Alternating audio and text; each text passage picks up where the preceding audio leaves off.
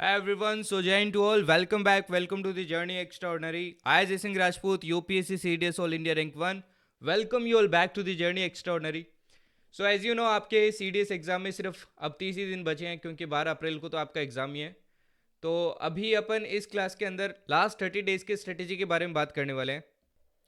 अब ये जो 30 डेज रहते हैं इसमें कुछ मतलब ज़्यादा कवर करने वाला नहीं रहता है, रिवीजन वाला रहता है। तो रिवीजन प्लान की अपन बात करेंगे, साथ में आपको कैसे क्या चीज़ों पे फोकस करना चाहिए। अगर आपने कुछ भी कवर नहीं किया है तो एटलीस्ट कट ऑफ निकालो, आप क्या करना चाहिए, क्या पढ़ सकते हो।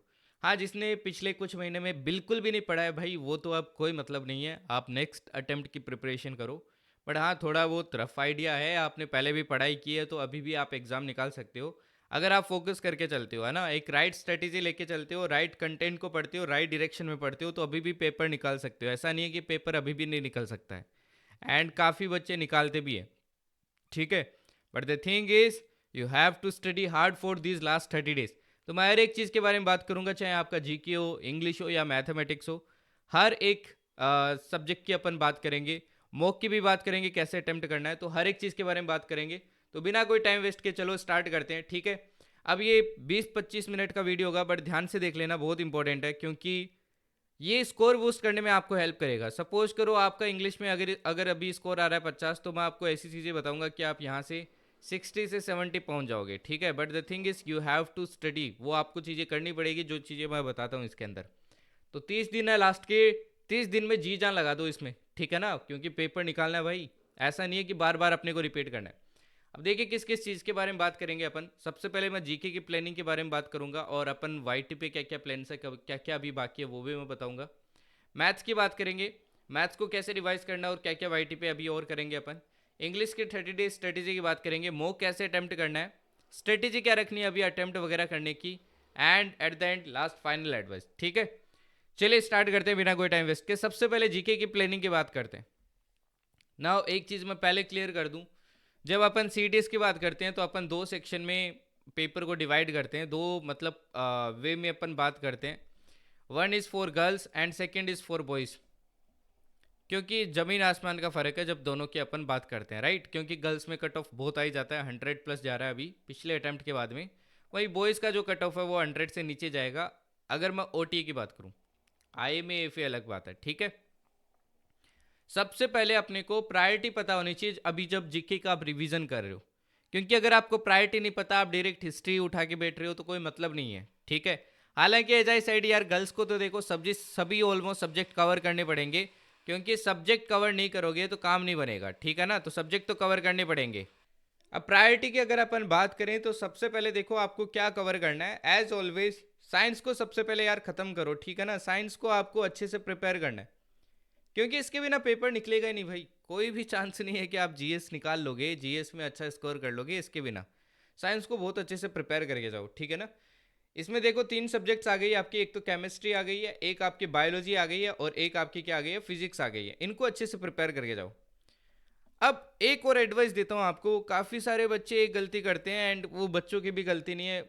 एट द एंड गलत डायरेक्शन मिलती है, यूट्यूब के ऊपर कोई बता देता है कि भाई 11-12 का भी कवर करो, है ना, फिजिक्स में 11-12 का कवर करो, बायोलॉजी में 11-12 का कवर करो, इवन एनडी वालों को भी बता देते हैं। बट यार क्वेश्चन तो आ रहा है क्या, वो भी तो देख लो एक बार। क्वेश्चन आ ही नहीं रहा है। फिजिक्स से अगर मैं बात करूं तो 9-10 के एनसीईआरटी से क्वेश्चन पूछ रहा है, न्यूमेरिकल पूछ रहा है तो 9-10 के एनसीईआरटी से पूछ रहा है। अच्छा, एक क्वेश्चन आ रहा है उसके चक्कर में 11-12 की एनसीईआरटी पढ़ के क्यों नींद उड़ानी है। तो ऐसी गलती नहीं करनी है एट द एंड, ठीक है ना। अगर देखो यहाँ पे 30 क्वेश्चन आ रहे हैं तो आपका टारगेट ये नहीं है कि 30 में से 30 करके आए, क्योंकि 3-4 क्वेश्चन तो यार टिपिकल आएंगे, ठीक है। अब आप जब 30 ही दिन पढ़ रहे हो तो आप ये तो टारगेट कर ही नहीं सकते ना कि 30 में से 30 करके आऊँ। आप बहुत पुराने टाइम से मतलब पिछले 4-5 महीने से पढ़ रहे हैं, कोई बैच लेके पढ़ रहे हैं, या मेरे बैच से पढ़ रहे हैं, या फिर स्टार्टिंग से सेल्फ स्टडी करके पढ़ रहे हैं, तो डेफिनेटली वहाँ पे आप कर लोगे। बट अगर आप 30 ही दिन पढ़ रहे हो तो ये टारगेट आपका होना नहीं चाहिए। यहाँ पे आपका टारगेट होना चाहिए कि मैं 25 तो करके आऊँ एटलीस्ट, ठीक है, 25 क्वेश्चन करके आऊँ। ओके। तो 11-12 का नहीं पढ़ना है, सिर्फ 9-10 के एनसीईआरटी। और मैं बोलूँगा अभी तो एनसीईआरटी भी मत पढ़ो, वन शॉट में इस बार जो करवा रहा हूँ वो मैं एकदम इन डिटेल करवा रहा हूँ, 10-10 12-12 घंटे की, वो कर लो, मोर देन इनफ है, ठीक है। ओके, वहाँ से आप आराम से ये पेपर को अटेम्प्ट कर लोगे। सेकेंड देखो, जो प्रायोरिटी देनी है आपको इसके बाद में, वो किसको देनी है, वो देनी है पॉलिटी।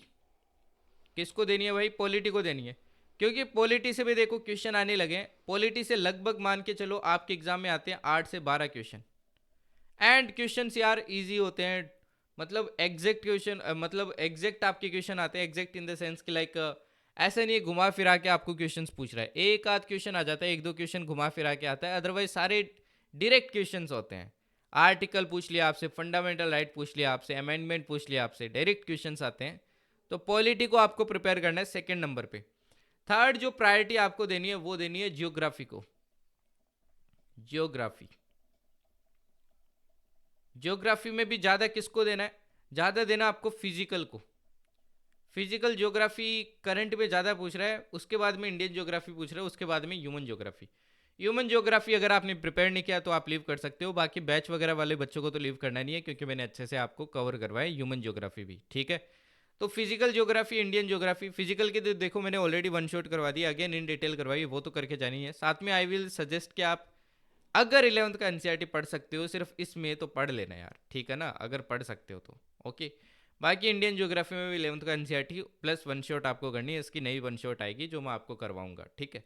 अब ये जो 3 सब्जेक्ट है ना, ये कोर सब्जेक्ट है, मतलब ये वो सब्जेक्ट है जिनसे आप अगर बॉय हो, ठीक है भाई, बॉय हो तो आप इन्हीं से क्या कर सकते हो, पेपर की कट ऑफ क्लियर कर सकते हो आराम से। आईएमए जा रहे हो, एएफए जा रहे हो, आईएनए जा रहे हो, ये 3 subject best of the best prepare कर लो। अगले 30 दिन के अंदर पेपर आराम से निकल जाएगा जीके, बाकी की मेहनत करो मैथ्स एंड इंग्लिश के अंदर। बट वहीं अगर मैं गर्ल्स की बात करूं, ओटीए जा रही है गर्ल्स, ठीक है, बॉयज़ में भी देखो ओटीए जा रहे हैं, तो लगभग इनसे काम बन जाता है, ठीक है, अगर आप इंग्लिश में डिसेंट स्कोर कर रहे हो। अगर इंग्लिश में डिसेंट नहीं कर रहे हो तो एक सब्जेक्ट और ऐड कर लो, दैट इज इकोनॉमिक्स, ठीक है। गर्ल्स की बात करूँ तो यार गर्ल्स को देखो सब कवर करना पड़ेगा। फोर्थ नंबर पे देखो गर्ल्स को जो प्रायोरिटी रखनी चाहिए वो रखनी चाहिए आपकी इकोनॉमिक्स, ठीक है, इकोनॉमिक्स। ना देखो इकोनॉमिक्स थोड़ा सा ना अभी के, अगर मैं पिछले साल की बात, पिछले पेपर की बात करूं, तो थोड़ा से यहाँ पे अगेन ये एक रिस्क की चीज़ है, गैम्बलिंग वाला काम है, क्योंकि इकोनॉमिक्स से रिसेंट वाले पेपर में मैक्रो एंड माइक्रो इकोनॉमिक्स बहुत कम पूछा गया था। कर करंट से आपके क्वेश्चन ज़्यादा पूछे गए थे, जैसे इकोनॉमिक सर्वे से क्वेश्चन पूछ लिया, या फिर आपसे स्कीम्स वगैरह पूछ ली, ठीक है ना, आपसे डायरेक्ट पोर्टल्स पूछ लिए, तो ऐसे क्वेश्चंस पूछे गए, और वो भी पता नहीं कहाँ कहाँ से पूछे गए। तो आई विल सजेस्ट कि इसमें मैक्रो कर लो, बट इसकी जगह आप प्रायोरिटाइज करना चाहो तो इसकी जगह तो आप हिस्ट्री भी कर सकते हो, क्योंकि गर्ल्स को तो सभी कवर करना ही है, तो इसकी जगह आप हिस्ट्री भी प्रायोरिटाइज कर सकते हो, हिस्ट्री, ठीक है ना, हिस्ट्री भी प्रायोरिटाइज कर सकते हो, क्योंकि यार हिस्ट्री में देखो आराम से आपके 18 से 22 क्वेश्चन आते हैं, और वहीं इकोनॉमिक्स में कितने आते हैं, यहाँ पे आते हैं अगेन 8 से आपके 13 क्वेश्चन आते हैं, फाइन। बट ये डिपेंड करता है कि आप कितने कर पाते हो, क्योंकि इकोनॉमिक्स में एज आई सेड की काफ़ी बार करंट से आ जाता है। हालांकि इस बार मैं इकोनॉमिक्स करवा रहा हूँ, वो वन शॉट में देखो बहुत हाई चांस है कि इस बार करंट वाली जो चीज़ें पूछी जाएगी मोस्ट प्रोबेबली आपकी जीडीपी हो गया, सीपीआई वगैरह हो गया, इनसे पूछी जाएगी। बजट में आपको जो नई वन शॉट आएगी उसमें कवर करवाऊंगा, ठीक है, इकोनॉमिक सर्वे की भी कुछ हाईलाइट्स आपको कवर करवाऊंगा, तो A to Z चीज़ मैं आपको उसमें कवर करवा दूंगा। मोस्ट प्रोबेबली कल आपको इकोनॉमिक्स की वन शॉट मिल जाएगी, वो आपको अच्छे से प्रिपेयर करके जानी है, ठीक है ना, उससे ही आप कर लोगे अगर मैक्सिमम आएगा। अदर इससे इसके अलावा आई विल नॉट सजेस्ट कि आप कोई बुक वगैरह कवर करो अभी के टाइम पे, क्योंकि इतना टाइम नहीं बचा है, क्योंकि अभी अपन रिवीजन की बात कर रहे हैं, ठीक है ना। वहीं हिस्ट्री की बात करूँ तो हिस्ट्री में देखो यार थीम्स पढ़ सकते हो तो पढ़ लो, हालांकि टाइम कम है, बट अगेन यार हिस्ट्री तो पढ़ना पड़ेगा इस बार, ठीक है ना, क्वेश्चन आता है यहाँ से। एटलीस्ट इंपॉर्टेंट टॉपिक्स कर लो, जैसे विजयनगर एम्पायर हो गया आपके, है ना, आपके इंडस वैली सिविलाइजेशन हो गया, बुद्धिज्म हो गया, जैनिज्म हो गया, जो जो इंपॉर्टेंट टॉपिक्स है ना, अशोकन एडिक्ट्स वगैरह हो गए, वो सारी चीज़ें आपसे एग्जाम में पूछ ली जाती है, ठीक है, मौर्यन एम्पायर वगैरह। तो कुछ इंपॉर्टेंट टॉपिक्स है वो तो पढ़ के जाओ। मॉडर्न हिस्ट्री की तो मैंने वैसे भी वन शॉट करवा रखी है, हालांकि मैं ट्राई करूंगा इस बार आपको एंशियंट की भी और आपको वन शॉट वगैरह मैं प्रोवाइड करूँ, ठीक है। इसके बाद में देखिए आप प्रायोरिटी देखो, बीच में इसकी मैं कोई प्रायोरिटी नहीं लिखूंगा, बीच में आपको 2 चीज़ और करनी है, one is current affairs, second is static. Current affairs में देखो आपको सितंबर से लेके आपको मार्च तक कवर करनी है। अब सितंबर से जनवरी मैंने कवर करवा रखा है फरवरी आपका आ जाएगा थोड़े दिन में, ठीक है, मार्च का तो ऑब्वियस सी बात है अप्रैल में आएगा स्टार्टिंग में। इसके अलावा स्टैटिक में देखो आपको क्या क्या करके जाना है, जो मैंने ऑलरेडी वाईटी पे करवा रखा है आपको। एक तो कल क्लाइमेटिक कन्वेंशंस आपको करके जाने हैं, ठीक है। दूसरा आपको करके जाना है, बहुत इंपॉर्टेंट है, ये तो मोस्ट इंपॉर्टेंट है, सभी को करके जाना है, इंटरनेशनल ऑर्गेनाइजेशन। ये भी मैंने वाईटी पे करवा रखा है, हालांकि जो भी करंट इवेंट्स हुए हैं वो मैंने करंट अफेयर्स में कवर करवा दिए। इसके अलावा देखो एक डिफेंस की क्लास करवाई है, वो करके जानी है। डिफेंस से पिछली बार 6-7 क्वेश्चन आ गए थे और इसी क्लास से आए थे। इसके अलावा देखो डिफेंस के अलावा आपको अवार्ड्स एंड ऑनर्स करके जाने हैं। एक क्वेश्चन कंफर्म आता है, एक डेज का क्वेश्चन भी आपसे फिक्स पूछते हैं, ठीक है। ये इतने टॉपिक्स तो आपको स्टैटिक में करके ही करके जाने हैं, ठीक है। बाकी आप करके जाओ नहीं जाओ, ये तो आपको करके जाने ही है, क्योंकि एग्जाम में क्वेश्चन आ जाता है। एक बाउंड्रीज वाला करके जाना, जो नेशंस के बीच में बाउंड्रीज है, इसके भी मैंने एक स्टैटिक क्लास करवा रखी है, वो भी करके जाना। तो ये आपको प्रायोरिटी का ऑर्डर रखना है फॉर दी जीके, ठीक है ना। तो अभी के लिए देखो सबसे पहले आपका टारगेट होना चाहिए कि मैं इसको जल्दी से जल्दी कवर करूं, फिर इसको करूं, फिर इसको करूं, फिर इसको करूं। अब इसके लिए देखो डेज आप क्या कर लो, इंपार्ट कर लो। जैसे साइंस के लिए आई विल सजेस्ट कि आप विथ इन 3 डेज इसको कंप्लीट करने की कोशिश करो, क्योंकि 30 ही दिन अपने पास। पॉलिटी का आप टारगेट रखो 2 से 3 दिन। ज्योग्राफी का आप टारगेट रखो 4 से 5 दिन, ठीक है। इकोनॉमिक्स का आप टारगेट रखो अगेन 2 से 3 दिन, और हिस्ट्री का आप टारगेट रखो 5 से 7 दिन। बाकी ये साथ में थोड़े थोड़े आपके चलते रहने चाहिए, ओके। अब रिवीजन देखो कैसे करना है। रिवीजन एज आई सेड आपको अब वन शॉट से करना है। One shot is for revision, ठीक है ना। वन शॉट आपके रिवीजन के लिए होता है। हालांकि मैं आपको वन शॉट इतना इन डिटेल करवा रहा हूँ कि आप उन्हीं से ऑलमोस्ट पेपर निकाल सकते हो, बट अगेन यार देखो जो चीज़ जिस चीज़ के लिए बनी है उसको वही रहने दो। इट इज़ फॉर रिवीजन, ठीक है ना। क्योंकि यार यूपीएससी काफ़ी मतलब अच्छा पेपर अभी पूछने लगा है कि सिर्फ आप वन शॉट से पेपर निकाल लो, थोड़ा मुश्किल होता है। हालांकि मैं अगेन एज आई सेड की काफ़ी इन डिटेल करवा रहा हूँ। जैसे कि मैंने आपको फिजिक्स करवाए तो वो भी 12-13 घंटे में करवाए। ज्योग्राफी करवाए फिजिकल, वो भी 12-13 घंटे में। इट डजेंट मीन कि वो 12-13 घंटा है तो उसको खींच के लिया, ऐसा नहीं है। एक एक चीज़ आपको इन डिटेल करवाई है, जिन बच्चों ने देखा उनको पता है, ठीक है। तो वन शॉट आपको करनी है। देखो मैंने एक प्लेलिस्ट बना रखी है, ये प्लेलिस्ट आपको फॉलो करनी है, ठीक है ना। ये वन शॉट वाली जो प्लेलिस्ट है ये वाली आपको फॉलो करनी है। C D S and 2026 G S revision package, current affairs की भी मैंने प्लेलिस्ट बना दी है, ये आपको फॉलो करनी है। अभी जैसे देखो रिसेंट मैंने क्लासेस करवाई थी कंप्लीट फिजिक्स, ये लगभग 10.5 घंटे की थी। ऑलरेडी 23,000 बच्चे आपके देख चुके हैं। कंप्लीट फिजिकल ज्योग्राफी मैंने आपको करवा दी है, जैसे कि है ना, लगभग 1-2 हफ्ते पहले करवाई थी। तो ऐसे देखो डिफेंस की भी आपको एक वन शॉट करवाई हुई है, ये भी आपको करके जानी है। तो ये सारी इंपॉर्टेंट क्लासेस इसी प्लेलिस्ट के अंदर है, ये सारी आपको करनी है, ठीक है। अभी जैसे अजय सेट की कल आपका इकोनॉमिक्स आ रहा है, इकोनॉमिक्स वन शॉट।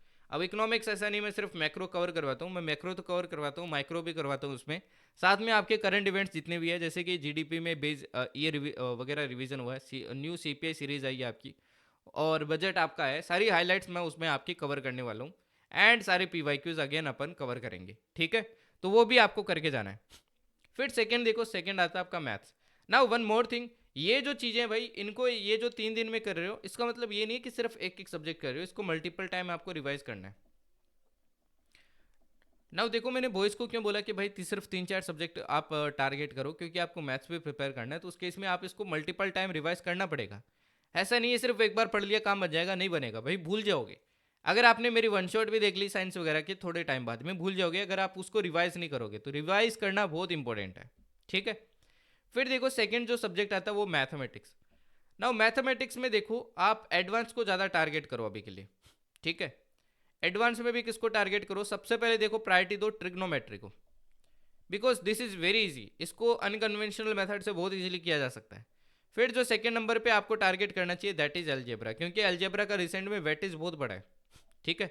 अब इसके देखो मैंने रिसेंट में आपको वन शॉट करवाई है, वो आपको वन शॉट आपको कंप्लीट करनी है। उसके बाद में आपको पीवाई के ट्राई करने हैं 5 साल के, 5 ईयर्स के यार पीवाई क्यू करके ही करके जाने हैं, क्योंकि बहुत रिपीट होते हैं क्वेश्चन, क्वेश्चन रिपीट होते हैं, कंसेप्ट रिपीट होते हैं। 5 साल का एक भी क्वेश्चन नहीं छोड़ के जाना है, सिर्फ 5 साल, ठीक है।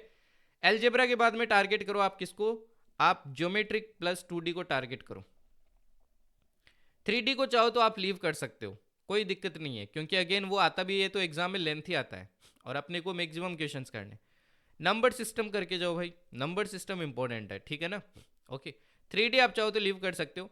अर्थमेटिक देखो तभी करके जाना है एज आई सेड कि अगर आपने एफकेट दिए तब तो अर्थमेटिक एक बार रिवाइज कर लो, अदरवाइज इसको आप लीव कर सकते हो अर्थमेटिक को, क्योंकि अगेन टाइम कम है, वेटेज इसका फिर वही है कि अभी के लिए तो कम ही चल रहा है। हालांकि हो सकता है इस बार ज़्यादा क्वेश्चन आ जाए, बट एफकेट दिया है तो आई विल डेफिनेटली से कि भाई अर्थमेटिक करके जाना, ठीक है ना, क्योंकि 20-30 क्वेश्चन आते हैं वो भी बहुत है।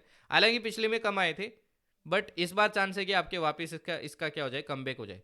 एक टॉपिक जो रिसेंट में बहुत पूछा जा रहा है that is statistics, statistics and DA, specially statistics. ये टॉपिक करके जाना भाई, ठीक है ना, इसकी भी मैंने क्लासेज आपको वाईटी पे करवा रखी है। ओके, ये टॉपिक करके जाना है, तो इसका भी ये ऑर्डर रखो और इसी ऑर्डर के हिसाब से क्या करो भाई, प्रिपरेशन करो।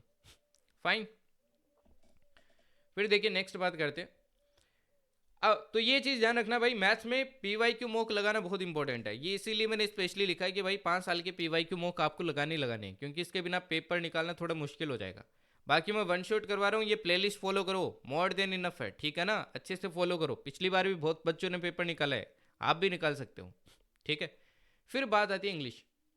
नाउ एक और चीज़ ध्यान रखना, आपको एक टारगेट भी सेटिंग रखना चाहिए कि लाइक जैसे जीएस में जब आप बॉयज़ की बात करें तो आपको टारगेट होना चाहिए कि मैं 30-40 नंबर लेके आऊँ, और वहीं गर्ल्स की बात होती है तो आपको एटलीस्ट टारगेट करना है 40-45 प्लस तो करके ही करके आए, है ना, 45 प्लस तो करके ही करके आए। मार्क्स मार्क्स की बात कर रहा हूँ मैं, क्वेश्चन की नहीं, ठीक है।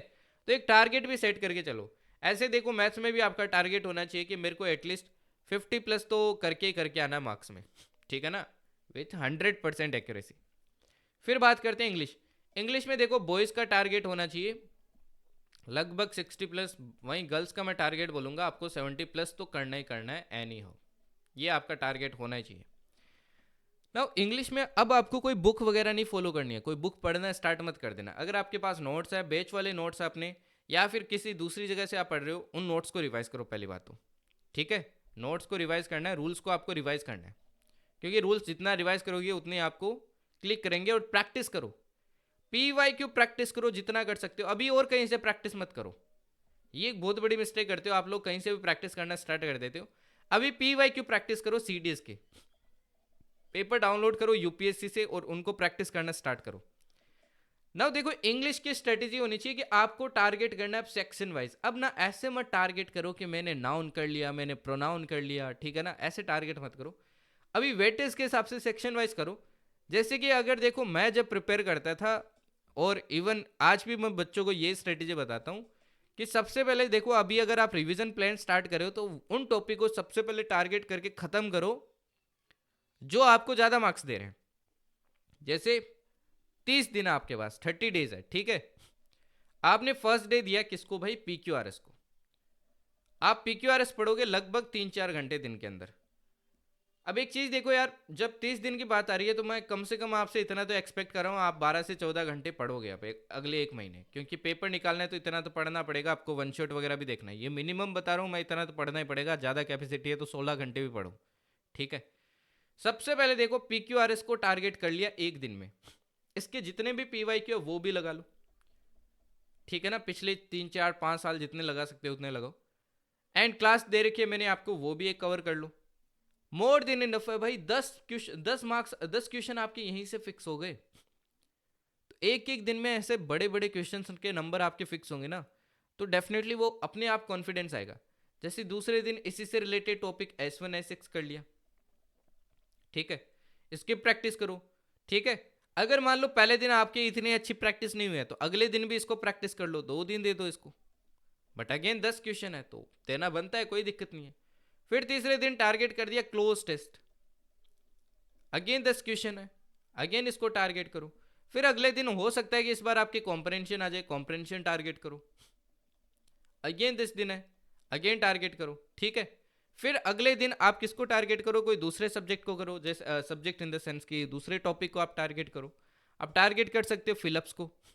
अब फिलिप्स में आपको पता है जनरली ज़्यादा क्या पूछता है, या तो देखो आपको जो वर्ब्स होती है वो पूछी जाती है, या फिर आपसे फिक्स प्रीपोजिशन पूछी जाती है, ठीक है। आपसे आर्टिकल्स पूछ लेते हैं, आपसे कंजक्शंस पूछ लेते हैं। तो जो टॉपिक्स आते हैं उनको कवर करो इनमें, ठीक है। इसके बाद में नेक्स्ट डे आप ट्राई कर लो कि इस दिन अपन एक्टिव पैसिव नरेशन वगैरह ये कवर करेंगे, ठीक है ना। एक्टिव पैसिव वॉइसेस हो गए और नरेशन हो गए, डायरेक्ट इनडायरेक्ट, वो कवर करेंगे। तो ऐसे एक एक दिन का टारगेट रखोगे तो इजीली हो जाएगा। साथ में एक चीज़ और करनी है आपको डेली के डेली। मैंने देखो आपको मेन चैनल पे जाना, जर्नी एक्स्ट्राऑर्डिनरी, लिंक मैं कमेंट सेक्शन में पिन कर दूंगा। यहाँ पे देखो इस फाइल सेक्शन में जाना इसके, ठीक है, ये फाइल सेक्शन है। नीचे जाओगे तो लिखा होगा वोकेब 2012, 2011, 2010, ठीक है ना। 2010 वोकेब पार्ट 1। ऐसे ही देखो आगे होंगे आपके 2022, 2021, ये GAT 1 वगैरह लिखा है ना, ये इंग्लिश के है सारे, ठीक है। ये हो गया, जैसे ये वाला हो गया आपके, ठीक है। ये सारे जो है ये आपके हर ईयर के मैंने वोकेब आपके मर्ज करके सोल्व करके दिए, इवन ऑप्शन भी सोल्व करके दिए हैं। जैसे CDS NDA के हो गए दोनों पेपर, ठीक है, मतलब टोटल 4 पेपर हो गए एक साल में। वो चारों पेपर मर्ज कर दिए मैंने 2012 के, और इसमें सारे वोकेब वो सारे सोल्व करके दिए, सिर्फ वोकेब वोकेब। डेली एक PDF आपको खत्म करना है, वोकेब यहाँ से प्रिपेयर हो जाएगा। लेट मी टेल यू, अगर वोकेब के सपोज करो एग्जाम में 40 क्वेश्चन आ रहे हैं ना, तो 25 से 30 कम से कम मान के चलना कि यहीं से रिपीट होते हैं, लिटरली रिपीट होते हैं। तो अच्छे से प्रिपेयर करके जाओ, इवन मैंने ऑप्शन भी सोल्व करके दिए हैं, वो ऑप्शन भी पढ़ के जाने। इसके बाद में देखो डेली यहाँ पे प्रैक्टिस होती है, जो जर्नी एक्स्ट्राऑर्डिनरी मैवरिक्स वाले में, इसकी मैं लिंक दे दूंगा अगेन इसी चैनल के अंदर। यहाँ पे डेली प्रैक्टिस किया करो, क्योंकि एक प्रैक्टिस बनी रहती है ना। फालतू में रोल स्क्रील जो आपकी रील्स वगैरह स्क्रॉल करते हो उसकी जगह ये काम कर लिया करो। एक बार के लिए रील्स वगैरह को पॉज लगा दो, आगे टाइम पड़ा है देखते रहना, कोई दिक्कत नहीं है, ठीक है ना। तो ये सारी चीज़ें देखो इंग्लिश में करनी है, और इस स्ट्रेटेजी से आपको आगे बढ़ना भी। ओके, कोई बुक वगैरह लेके मत बैठ जाना। SB बख्शी पढ़ने का टाइम गया भाई, पढ़ना था तब आपने पढ़ाई की नहीं, अभी नहीं पढ़ना है, ठीक है। इवन आपने पढ़ लिया तब भी अब नहीं पढ़ना है, अभी इस स्ट्रेटेजी से आपको प्रिपेयर करना है, क्योंकि इसी से स्कोर बूस्ट होगा, स्कोर बढ़ेगा। जो सेक्शन में वीकनेस लगती है उसको वापस प्रिपेयर करो, ठीक है। फिर नेक्स्ट देखिए, नेक्स्ट बात करते हैं मॉक्स की। मॉक लगाना यार बहुत इंपॉर्टेंट है। मॉक भी देखो मैं आपको फ्री प्रोवाइड कर रहा हूँ, 5 एग्जैक्ट मॉक मैं आपको फ्री प्रोवाइड कर रहा हूँ। जर्नी एक्स्ट्राऑर्डिनरी एप्लीकेशन डाउनलोड करो प्ले स्टोर से जाके। अगर आप iOS यूज़र हो तो जर्नी एक्स्ट्राऑर्डिनरी लिख लेना वेब के ऊपर, वेबसाइट में, या फिर जर्नी extraordinary.in लिख लो, ठीक है।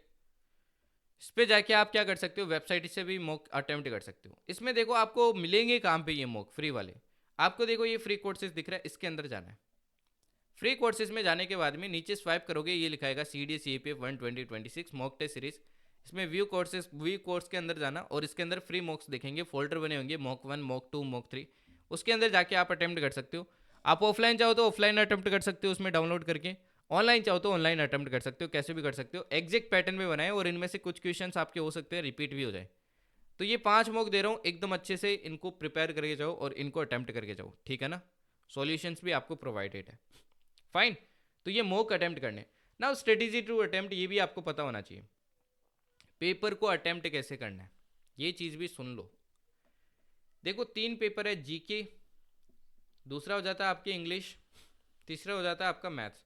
मैथ्स में तो आई विल सजेस्ट कि भाई PYQ मॉक लगाओ, ठीक है ना। जितना PYQ मॉक लगाओगे उतना बढ़िया है। अब इसके अगर मैं अटेम्प्ट करने की बात करूं GK की, GK में देखो सबसे पहले ना उन सेक्शंस को अटेम्प्ट करो जो आपको कॉन्फिडेंस दे। जैसे कि आई विल सजेस्ट, अगर आपका साइंस प्रिपेयर्ड है, आप कुछ भी मत करो यार, GK के अंदर डायरेक्टली साइंस वाले सेक्शन में चले जाओ। आपको पता है कि एक सीरीज में क्वेश्चन चलते हैं CDS के, अगर साइंस का स्टार्ट हो गया तो फिर साइंस ही चलता जाता है, 10 क्वेश्चन तो आएंगे आएंगे, एटलीस्ट हो सकता है 30 आ जाए, ठीक है आगे। तो वो साइंस वाला अटेम्प्ट करो, कॉन्फिडेंस बूस्ट होता है। फिर मान लो ज्योग्राफी है तो ज्योग्राफी अटेम्प्ट करो, कॉन्फिडेंस बूस्ट हो जाता है। GK में देखो टाइम का इश्यू नहीं होता है, टाइम का चिल है एकदम, कोई दिक्कत नहीं है। बट GK में गलतियां देखो क्या नहीं करनी है। एक तो जब आप OMR फिल कर रहे हो तो उस टाइम कभी कभी जल्दबाजी में अपन क्या करते हैं, ऊपर नीचे फिल कर देते हैं, तो यहां पे फोकस रखना। दूसरी चीज, क्वेश्चन को केयरफुली रीड करो। कभी कभी क्या होते हैं, अपन जजमेंट बहुत जल्दी कर लेते हैं, जज बहुत जल्दी कर लेते हैं। सपोज करो ये क्वेश्चन है, इसके ऑप्शन है ABCD। अब क्वेश्चन ही अजीब सा है, कभी सुना ही नहीं है, वहीं पे लीव कर देते हैं कि नहीं आता है, ऑप्शन में गए ही नहीं। कभी कभी ऐसा होता है ऑप्शन से अपने को आइडिया लग जाता है भाई, ठीक है ना। जैसे सपोज करो क्वेश्चन है, which of the following statement is correct regarding this. अब आपने पहला ऑप्शन पढ़ा, नहीं आता है, यहीं पे लीव कर दिया, कभी सुना ही नहीं है। वहीं आपको C ऑप्शन आपने कहीं ना कहीं रीड किया और आपको पता है ये एग्जैक्ट आपका क्या है, करेक्ट है। मान लो आपको क्वेश्चन में करेक्ट ही पूछा था, तो वहां से क्वेश्चन सोल्व हो सकता था। दूसरा, कभी कभी क्वेश्चंस में कॉन्ट्राडिक्शंस दिए होते हैं, पहले में जो चीज़ बोली होती है दूसरे में उसका उल्टा बोला होता है। तो कॉन्ट्राडिक्शंस पे भी फोकस किया करो। ये मैंने बैच में आपको सारी चीज़ें सिखाई हुई है कि जो PYQ होते हैं क्वेश्चंस, उसमें क्या क्या चीज़ें आपकी देखने वाली होती है, ठीक है।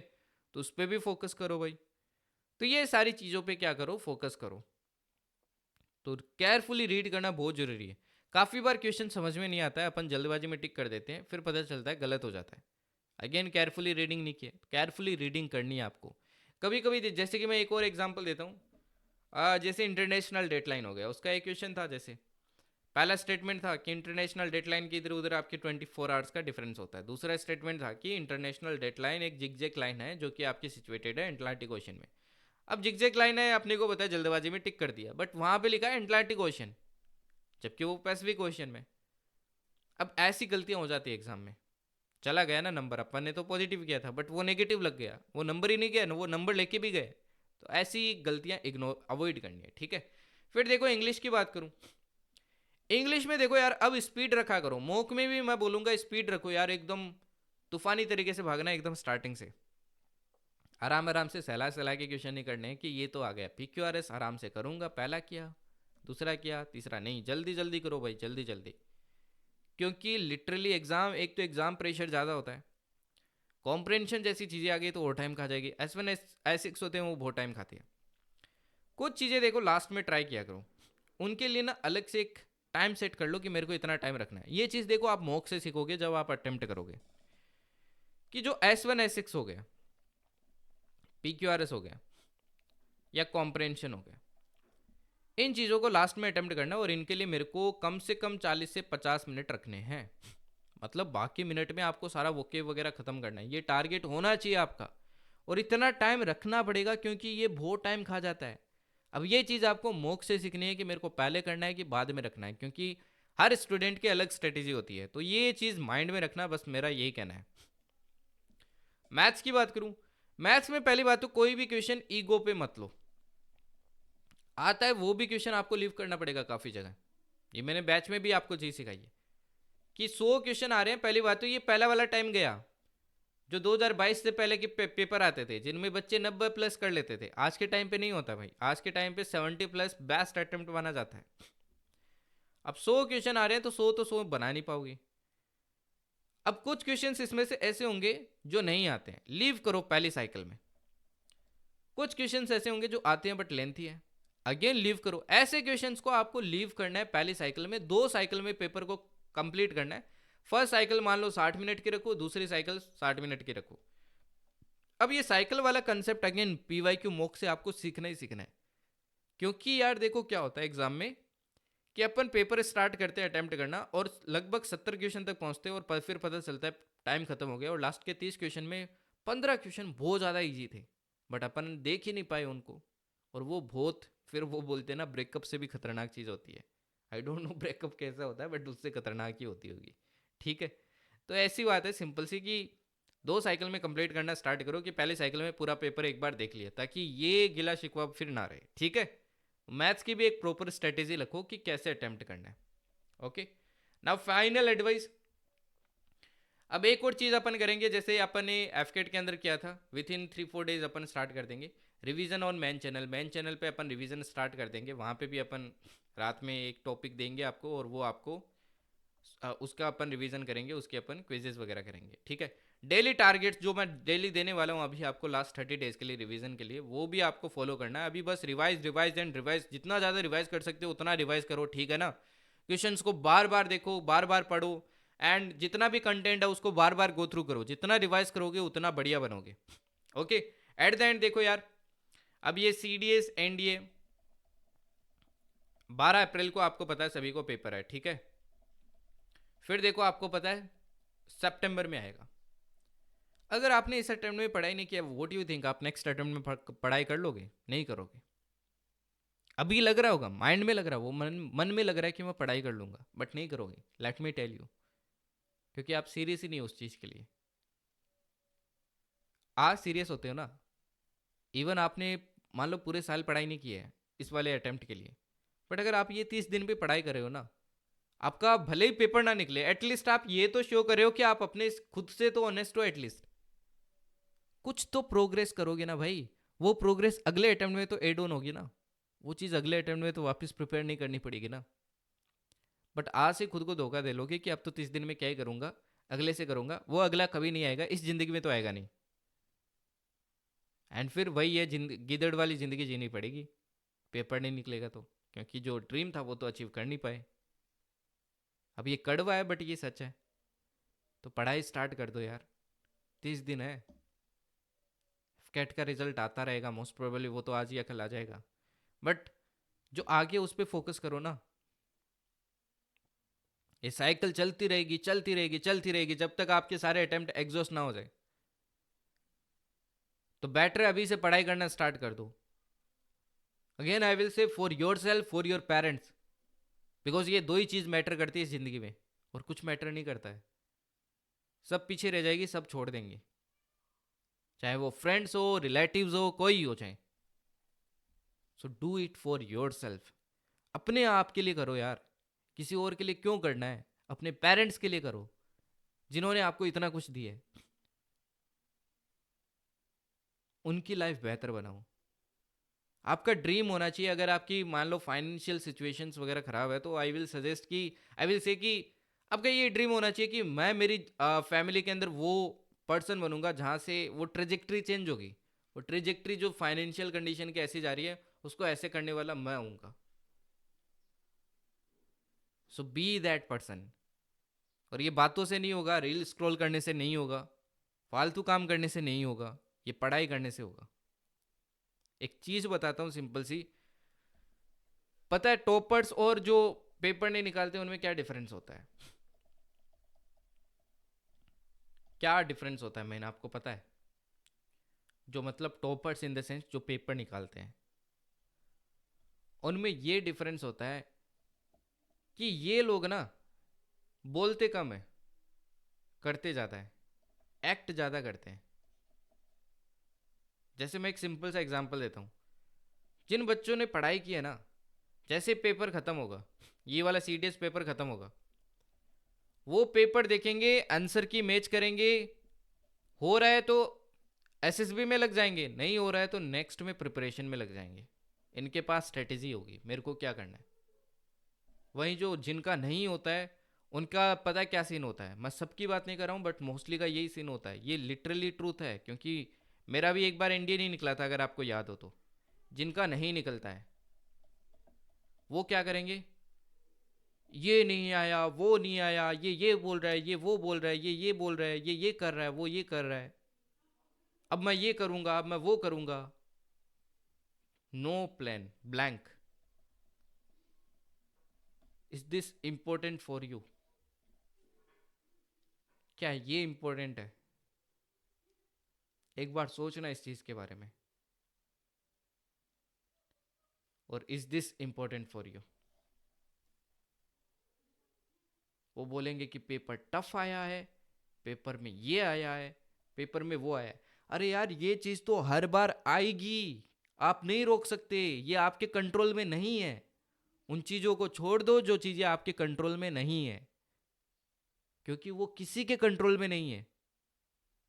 अगर आपको कोई कोचिंग वाला बोलता है ना कि हम हमारे यहाँ से पढ़ो, हम 100% गारंटी देते हैं आपका पेपर निकल जाएगा, मैं बोलता हूँ उसको छोड़ दो, उसको तो देखो ही मत। क्योंकि भाई एग्जाम है ये, कोई 10वीं का पेपर नहीं है। हालांकि उसमें भी काफी बच्चे फेल हो जाते हैं। तो जो इंपॉर्टेंट है उस पे फोकस करो। क्या इंपॉर्टेंट है आपके लिए?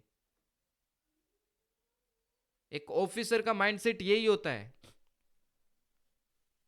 वो ना जो चीजें हो चुकी है उस पे फिर बोलता नहीं रहता है। वो फोकस करता है मेरा क्यों नहीं हुआ और मेरे को क्या करना है। Be that person. अब आप मेरे स्टूडेंट हो तो मैं आपको यही बोलूंगा, ठीक है? So be that person. I hope आप लोग इस चीज़ को इम्प्लीमेंट करेंगे एंड अगले साल सभी लोग मेरे को एकेडमी में देखेंगे, मोस्ट ऑफ यू, क्योंकि सभी तो नहीं जा पाते हैं क्योंकि सीट्स ही भाई लिमिटेड होती है, ठीक है? बाकी at the end journey extraordinary join कर लेना, मैं लिंक आपको कमेंट सेक्शन में पिन कर दूंगा। और डेली टारगेट्स फॉलो करने हैं यहाँ पे, साथ में मॉक आपको अटेम्प्ट करने हैं। वन शॉट्स आपकी सारी की सारी आपको कवर करनी है, सारी की सारी जो क्लासेस वगैरह वो आपको कवर करनी है, ठीक है। You can also follow me on the Instagram, okay. तो नेक्स्ट आपकी इकोनॉमिक्स आ रही है, उसके आगे बताना मेरे को कौन सी वन शॉट चाहिए, वही मैं आपको प्रोवाइड कर दूंगा। आई एम प्लानिंग कि आपको मैं केमिस्ट्री प्रोवाइड कर दूं, तो बताना मुझे।